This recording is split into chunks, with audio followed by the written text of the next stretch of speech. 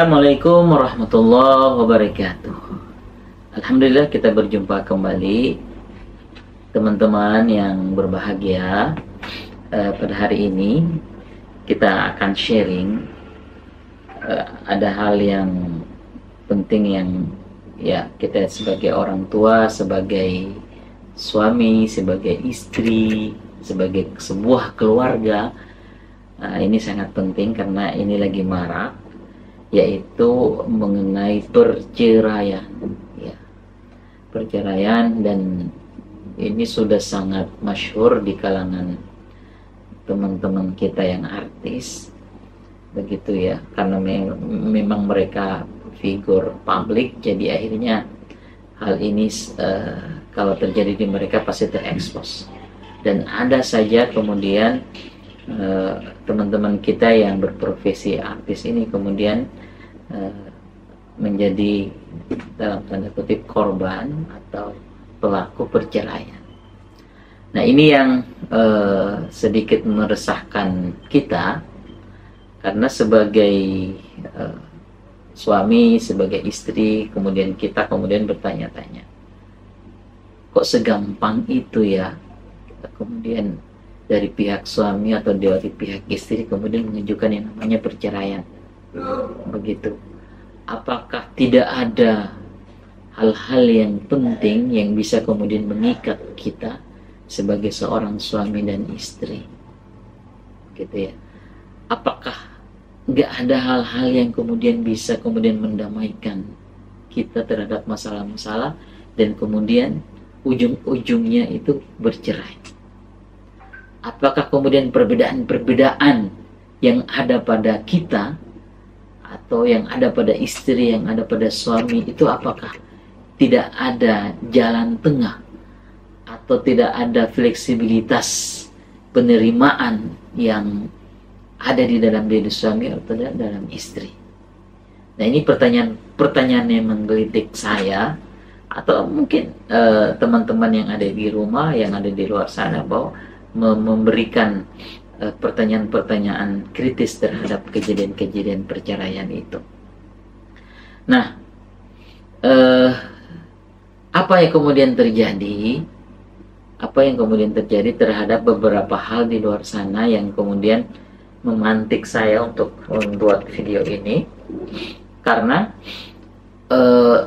saya melihat beberapa alasan-alasan perceraian itu menjadi sangat tidak substansi, ya, kalau kita mau mengukur dia dari aspek-aspek yang kita lihat dari aspek-aspek keagamaan, begitu. Contoh umpamanya gini, miskomunikasi, gitu ya. Ya, ini pun biasanya terjadi miskomunikasi.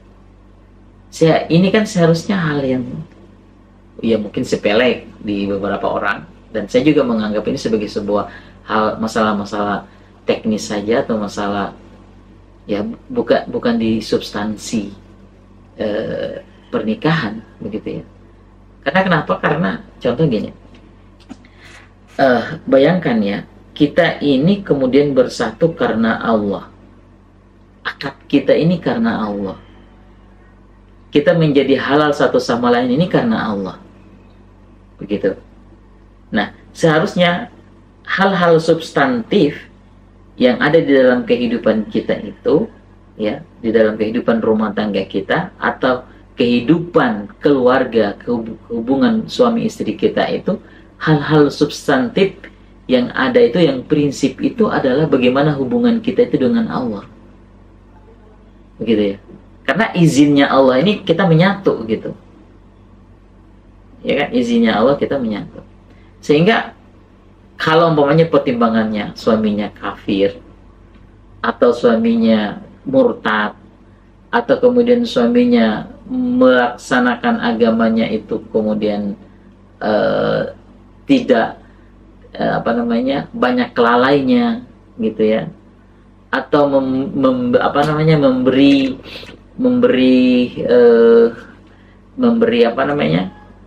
memberi hal tapi itu kemudian haram, atau ada agenda-agenda kemaksiatan.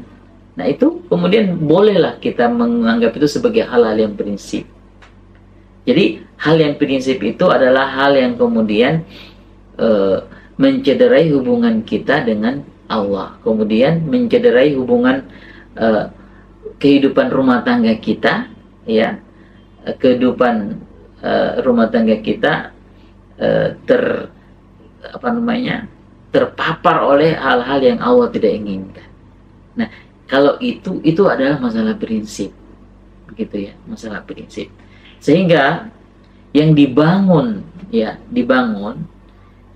di diri kita, di suami kita, di istri kita ini adalah niatan kita ini kemudian mau berumah tangga itu karena apa? Niatnya itu yang harus kuat dulu. Kalau kemudian niatnya itu karena Allah yang mempersatukan kita, berarti batasan-batasan nilai prinsip itu kemudian itu harus tegak karena Allah. Gak boleh kemudian kalau ada selisih konflik antara kita, kemudian kita menganggap itu sebuah sangat prinsip, itu keliru.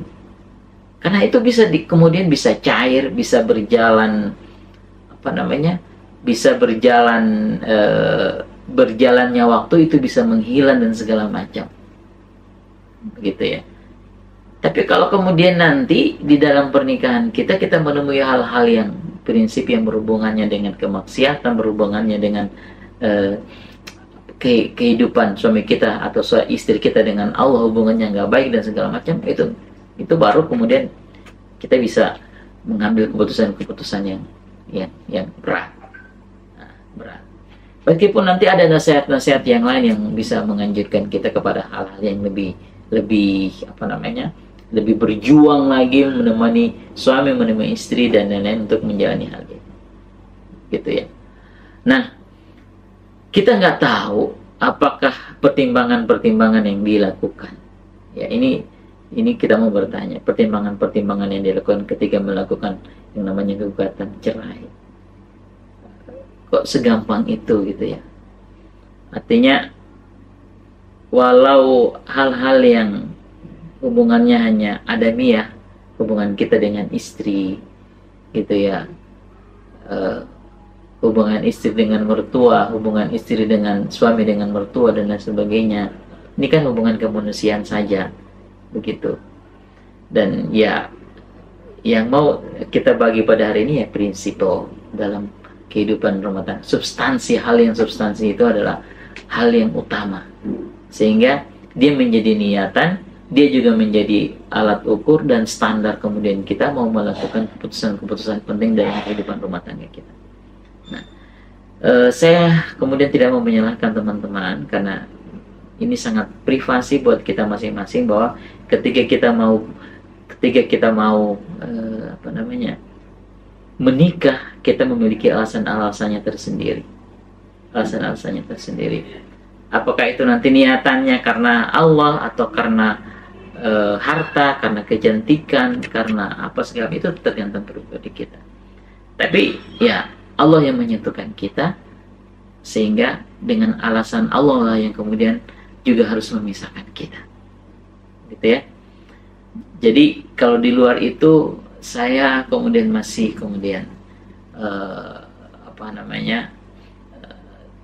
belum bisa memiliki alasan yang utama.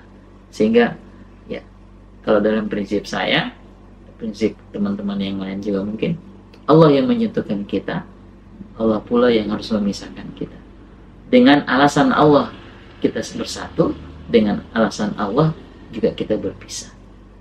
Dengan atas Allah kita kemudian menyatu, dengan atas Allah juga kita berpisah. Ini adalah prinsip dari pernikahan itu sesungguhnya. Ya. Terima kasih. Assalamualaikum warahmatullahi wabarakatuh.